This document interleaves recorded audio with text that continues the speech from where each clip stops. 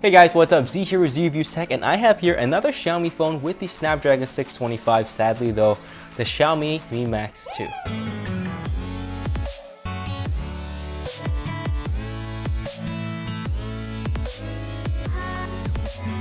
To be honest, I was not that excited to review the Mi Max 2 because I've seen these specifications before 2 times, first in the Redmi 4 Prime and then in the Redmi Note 4X. But 2 specs stand out here. First is a 5300 mAh battery, which is really big, and the second is the IMX386 camera sensor, the same one used in the Mi 6. So as I review this phone, pay extra attention to the battery and camera sections of this review. It's gonna be good. So starting with the body, the Mi Max 2 has a metal unibody. It feels premium, it looks premium, but to be honest, it's kind of boring because it doesn't really do anything daring to stand out. Don't get me wrong, it still looks nice, it just does not push the limits enough the same way the Mi Mix or the S8 does. The phone is also absolutely monstrous, almost 6.5 inches, so I need both hands 99.9% of the time. The bezels around the screen are pretty big as well, and not only that, there is still a black bar around the screen that I thought Xiaomi would have gotten rid of already. Overall, it's premium, it's really big, but also a bit boring. We have a 1080p resolution on the 6.5-inch display, and I know there will be some people who will complain it's not 2K, but for me personally, I'm still okay with 1080p, and the panel on the Mi Max 2 is not bad. Colors are vivid and saturated, still not as saturated as an AMOLED, but pretty good for an LCD. Max brightness is about 500 nits, which is enough for direct sunlight. The screen is also super sensitive, and there is also Gorilla Glass 4 protecting the screen as well. You find stereo speakers on the bottom of the phone, and they are very loud enough to hear in pretty much any situation. Even in my pocket while I'm vacuuming, I could hear the sound. Audio quality is actually really good. I like it way more than any other phone I've tested so far, mainly because there's this extra oomph that you can hear coming from the speakers, and I realize not everyone will like this, so judge for yourself if this is what you like.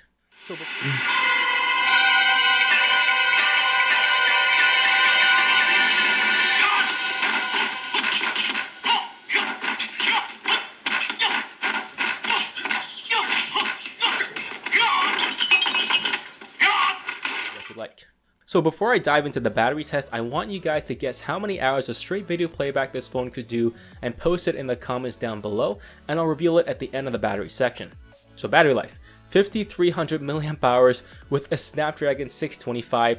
This was a nightmare to test because the battery testing took so long, it was super exhausting. So I got about 10 hours of screen on time with 34% left at the end of the day, and this was heavy stuff. 6 hours of YouTube, 2 hours of intense games, and half an hour of snapping pics. The rest was light stuff. Honestly, both the Redmi 4 and the Redmi Note 4 have trouble keeping up. Heavy users are gonna kill themselves trying to murder the battery in one day. Medium users, 4 days easy. Light users, I'm definitely not a light user, but I will say 6 days is definitely possible here. Quick charge works as well, 0 to 100% in 2.5 hours using a QC 3.0 power brick. Oh yeah, the video playback test, the answer is 23 hours and 4 minutes of video playback before the phone died. How close were you? So on to probably my least favorite part of the phone, and that is the software and performance. It runs MIUI, which I do like less than stock Android, but it is very well optimized on this phone. Navigating through the phone is smooth as my Xiaomi Mi 6 when doing basic stuff, but where you start seeing a difference in speed is launching apps. There is a slight delay between tapping the app and the app opening compared to even my old Zux Z2, which does have a Snapdragon 820, but for all intents and purposes, it's still more than fast enough for regular use. Multitasking is also awesome with 4 gigs of RAM, no problems here.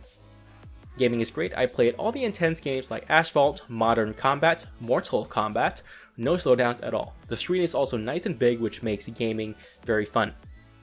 Moving on to the fingerprint sensor, it's on the back and it's actually pretty hard to reach, which does result in awkward positioning. So I was getting a few mistakes here and there, but if I used 2 hands to pick up the phone out of my pocket to position my finger properly, it was fine. Connectivity is also good. I got 2G, 3G, and 4G, and speeds are actually pretty good. Wi-Fi speeds are also great, and they're actually faster than my Mi 6, which is a nice surprise. Bluetooth works with all things, and GPS performance is good as well. The Mi Max 2 and the Xiaomi Mi 6 share the same camera sensor, the IMX386, and the photo quality from the Mi Max 2 is very impressive. In daylight, there is almost no difference in detail between the two cameras, but the Mi 6 does have more vibrant colors where the Mi Max has a bit deeper colors. This is obviously very impressive from a non-flagship phone, but one more thing is there is no OIS, meaning you have to hold the camera more still than the Xiaomi Mi 6, otherwise you do get more motion blur. HDR is also very fast and makes the pics look a lot more colorful and saturated. There's no reason to turn it off. In low light, the camera actually does okay. It's obviously not as nice as the Mi 6's dual camera setup, but the photos are not complete crap and are mostly usable. The front-facing camera though is pretty average, photos are pretty soft. Moving on to video, you can film up to 4K and the video is quite crispy, but autofocus is pretty wonky, so tap to focus is recommended over continuous autofocus.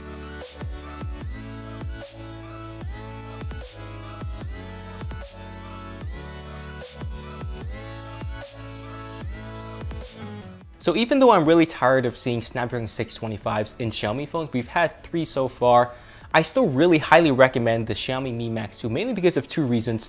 First, it has super long battery life. The combination of the 5300 mAh battery and the Snapdragon 625 makes it literally impossible to kill this phone in just a day. Well, technically you can kill this phone in just a day if you watch videos for 23 hours straight, but that's pretty crazy. And the second reason is the camera. The camera takes some very good photos, and I'm very impressed with the quality of the pictures that the camera takes.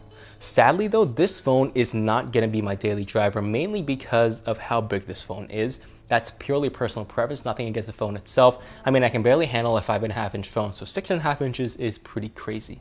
So before you guys peace out, I do want to direct your attention down to the video description down below. I have 2 links down there that I would like you guys to check out.